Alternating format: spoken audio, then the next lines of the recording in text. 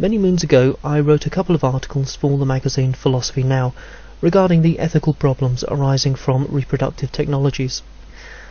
For some time these controversies have been largely forgotten by the popular media, but I was recently reminded of them from a couple of conversations, and I've decided to give my thoughts another airing here, with a couple of revisions and amendments.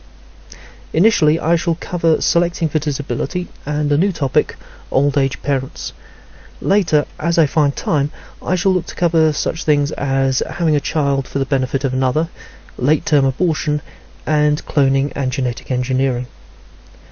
My principal goal in this series is not really to provide any answer as to the rightness or wrongness of the actions I discuss, but rather to correct what I consider to be bad arguments by elucidating exactly what these actions are and what they involve. In making moral judgments, it is unusual for people to stop and take themselves through all the possible philosophical arguments until they reach a conclusion, and if they did, they might never get anything done. Instead, people develop, or perhaps inherit, a kind of moral shorthand built upon past experience and the generalized application of accepted ethical principles. However, the field of reproductive technology has very recently put before us new possibilities, not really covered by any such shorthand. Sadly, it is human habit to try and interpret these new situations in terms that are more familiar, rather than by trying to understand them properly, and so what is otherwise a useful tool in everyday life can sometimes work against our desire to do right.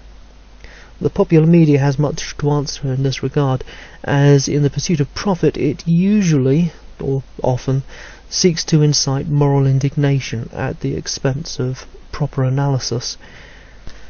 Now, before we begin, you need first to note that I'm speaking from the perspective of someone without faith.